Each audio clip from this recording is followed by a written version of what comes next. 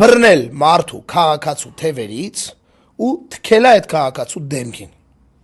աշկին սա դատապարտում է Անդոնի Արածը մի մարդ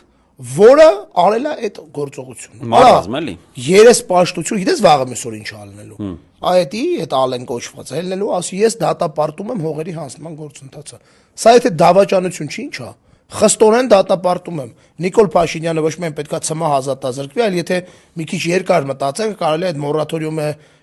մորատորիում չի այսինքն պատիժը հետ վերականգնել եւ դրանց հատկացնել